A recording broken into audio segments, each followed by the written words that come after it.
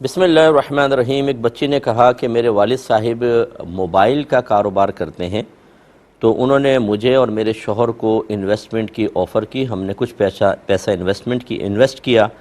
اب وہ خود ہی اپنے پاس سے کچھ فکس رقم ہر ماہ ہمیں دے دیتے ہیں۔ ہم نے طے نہیں کیا تھا کیا حکم شرع ہوگا۔ دیکھیں، پہلے بات تو یہ سمجھ لیجئے کہ جب ایک طرف سے کام ہوتا ہے اور دوسری طرف سے صرف پیسہ ہوتا ہے، آپ نے کام وغیرہ نہیں کرنا ہوتا، تو پھر اس کو کہتے ہیں مداربت۔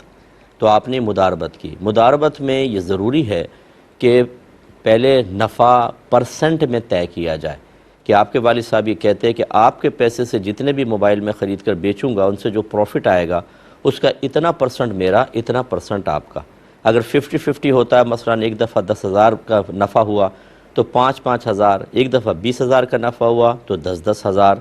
لیکن اس میں اس طرح کرنا کہ پرسنٹ میں پروفٹ طے کرنے کے بجائے ایک فکس رقم دینا، یہ معنوی لحاظ سے سود کہلاتا ہے۔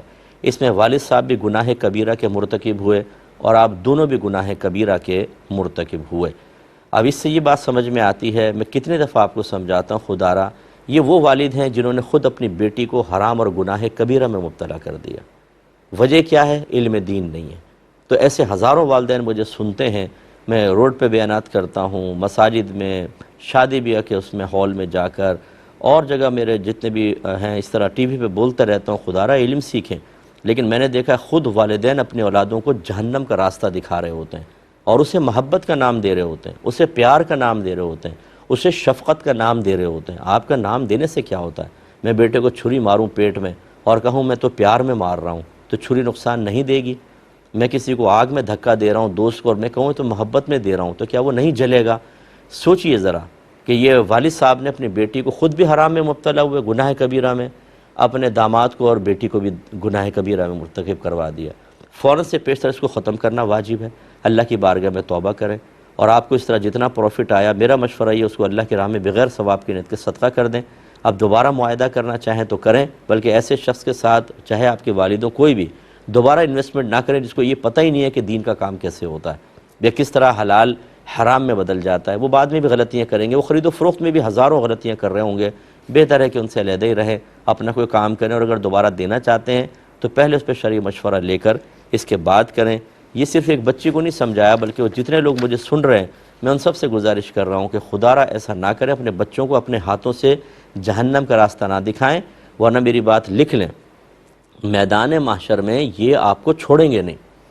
اگر آپ سمجھیں گے وہاں جا کے ہم کہیں گے ہم تو بیٹا تمہارے ماں باپ ہیں، بولیں گے نہ ماں باپ ہونا دور کی بات، ابھی نیکیاں نکالو، کیونکہ اگر آپ سے نیکیاں نہیں لی تو ہم جہنم میں جائیں گے، اور وہاں جہنم ایسی ہوگی غضبناک، 70,000 فرشتے جہنم میں لگامے ہوں گے، اسے کھینچ رہے ہوں گے، اور وہ آگے بڑھ رہی ہوگی، اور وہ اللہ کی بارگاہ میں کہے گی اللہ تعالیٰ میرے اندر مجرموں کو بھیج، آج میں بتاتی ہوں کہ میں کیسی ہوں۔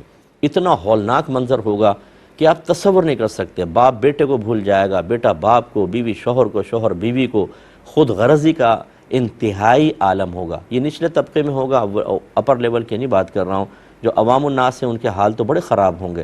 تو اس لیے یہ نہ کریں، ہمارا مشورہ مان لیں۔ آج ہم جب اللہ رسول کی باتیں کرتے ہیں، آپ کو غصہ آتا ہے، آپ کے چہرے کا زاویہ بگڑ جاتا ہے، آپ غلط قسم کے کمنٹس پاس کرتے ہیں، اپنے بچوں کو اپنی غلطیوں کو جسٹیفائی کرنے کے لیے ہمیں غلط قرار دیتے ہیں۔ آپ کر لیں، آپ مطمئن کر لیں اپنے بیوی بچوں کو اپنی ذات سے، غلط اپنے رویوں سے، غلط اپنے طریقوں سے۔ کیا میدان محشر میں اللہ تعالیٰ آپ کے تابع ہے کہ آپ کی مرضی کے مطابق سارے فیصلے کرے گا؟ ایسا نہیں ہے، وہ اپنے قانون کے مطابق کرے گا، اور اس وقت پھر بیوی بچوں کی اٹھنے والی سوالیہ نگاہوں کا جواب ابھی سے آپ تلاش کر کے رکھیے گا۔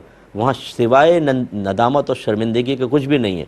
اور یہاں تو یہ ہو سکتا ہے کہ آپ نے غلط کام کیے، بیوی نے کہا چلو معاف کر دیا، ہو گیا، بچوں نے معاف کر دیا۔ میدان محشر میں بیوی بچوں کا معاملہ نہیں ہے، یہ حق اللہ میں کوتاہی، یاد رکھیں۔